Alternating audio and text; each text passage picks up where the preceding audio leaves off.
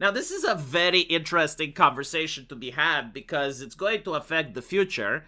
And I see a lot of AI bros on Twitter cheering this, thinking that, oh, well, finally the government has stepped in and they're going to remove AI. Like the genie is going to be put back into the bottle. We're going to get rid of the AI slop. People are going to finally go and pay furry artists again. Hollywood and video gaming companies are going to stop using AI. The nightmare is over. The reality is that this is not what's happening. The government is basically saying that, no, we and the corporations get to have the good shit. You, the plebeians, get to have the slop. At least that's how I view it. So what exactly happened? Well, Claude released 2 models recently. One of them is called Fable. The other one is called Mythos. And those models, from what I could have seen, were insanely good. Now, they weren't good in the sense of, like, finally we have created the Oracle, the AI that never hallucinates, the AI that can solve every single problem. No, they were good in the sense that compared to everything else that was on the market, this AI was just, like, you could tell it was just a generation ahead, right? Like, when it came up to creative writing, when it came up to answering historical facts, from the very little that I played with it, it was extremely good. But it had a couple of problems, right? The first one, Antropic itself said that because it's so good, it's actually capable at targeting vulnerabilities for various softwares. And they were, like, generally concerned about this. So much so that they had to install very weird guardrails. And the guardrails was that if you talk to it about vaccines or virology or anything that has to do with cybersecurity, it would still answer, but it wouldn't be Fable that would answer. Like, they would downgrade it to a dumber AI, which was like Opus 4.8, and that would give you the answer. So, like, a lot of journalists were upset because they didn't know exactly what the guardrails were, and I think, like, Antropic was keeping it a secret specifically because they didn't want people to use the power of the AI in order to hack other individuals. So, the new system, as I mentioned before, had, like, a lot of guardrails. One of them wasn't even available to the public. I think Mythos is the one that was only available to 20 corporations or so. The European Union was extremely concerned when they saw this model as well. They said, like, oh, this is why we need AI sovereignty. And I'm like, well, I mean, like, good luck with that, you know? Like, the level of regulations required for you guys to have an AI is pretty much convincing anyone with money to go and do it in the United States. But the idea is that it was a very powerful model, right? And so today I tried to log on and I noticed that the newest model, Fable, is not available for the public anymore. And the reason for it is that the US government stepped in and they basically said, well, we found this jailbreak which allows people to bypass your safety guardrails, and we believe that it's now a national security. It can target some of our softwares from the government, and because of that, we demand that Claude terminates access to anyone that's not a US national.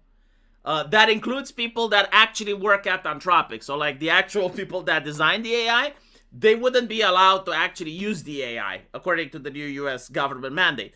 Now, the problem is that implementing it is impossible, right? Because everyone can have a VPN.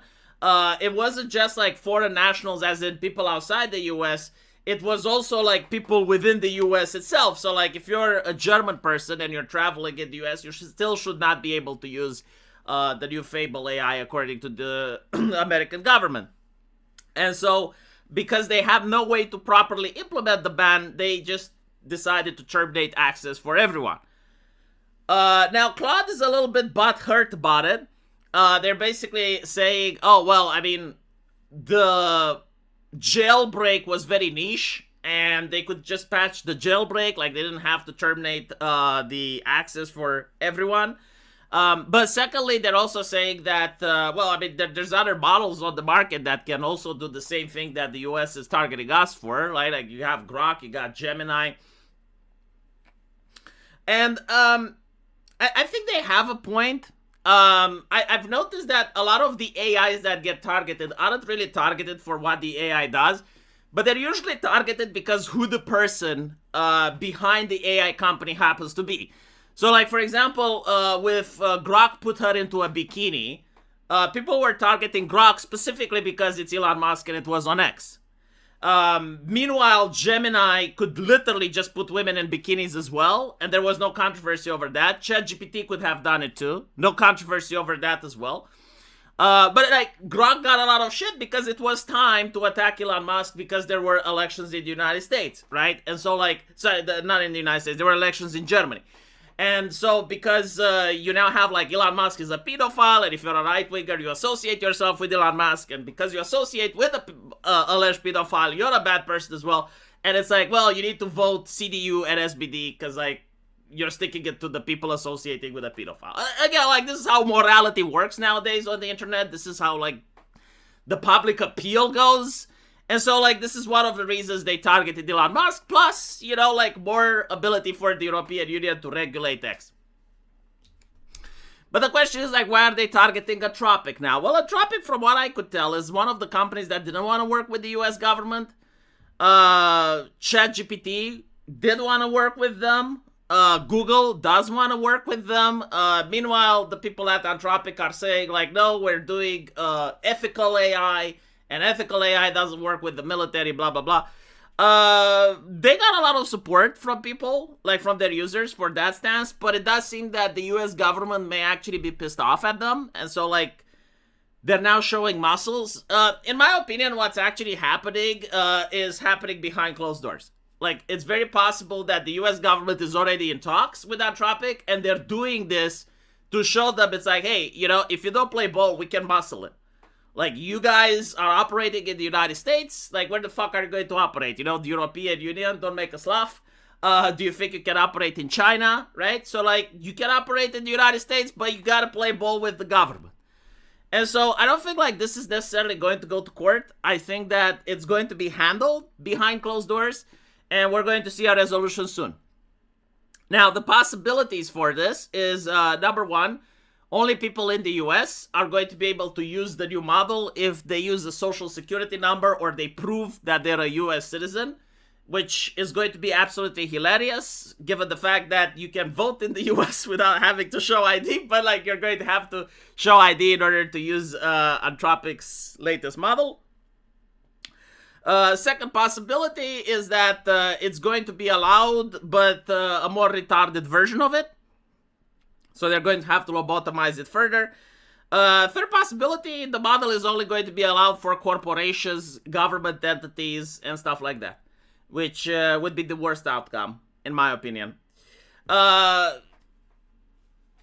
It's kind of interesting because what this means is that the companies that actually comply with the governments are going to unironically be the companies that suffer the most, right? So like the companies that actually do want to work within the law when it comes to AI are going to be the ones that are suffering from all of this nonsense.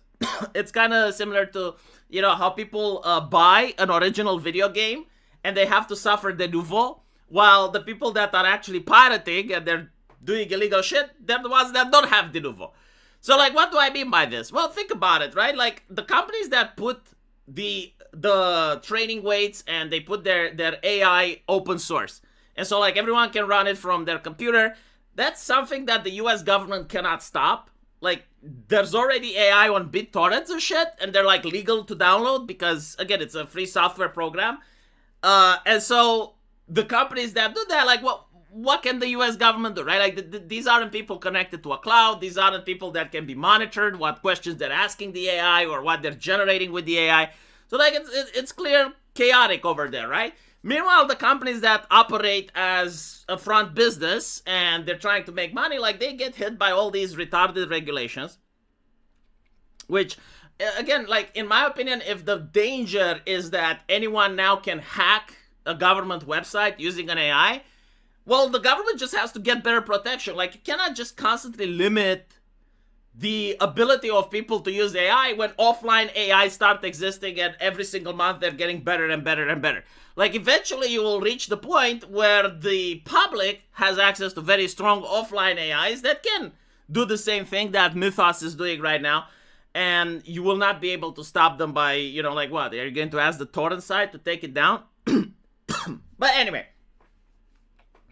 another thing to mention is the inability of the legislator to actually understand what the software is. A lot of people are asking dumb shit from the AI producers. It's kind of like asking a company that makes woodchuck axes. It's like, hey, can you make an axe that only cuts wood but doesn't cut people? It's like, no, it's fucking impossible. Like, what do you mean? It's the same with the AI, right? Like, if the AI is smart enough, when you ask it a question about, I don't know, website's vulnerability, if it's dumb, it does know how to answer, but like, the smarter it gets, the more likely it is going to be able to answer that. And of course, like, the company can put guardrails, just like prevent the AI from talking about it, which is going to frustrate customers, because you may have like a legitimate customer that has a website and wants to ask, hey, is this website secure? And the AI will be like, I'm sorry, Dave, I can't answer that. And then people will say, oh, I mean, look at the company. Yeah, but it's the government that's forcing the company to be like that, right? Or imagine another one.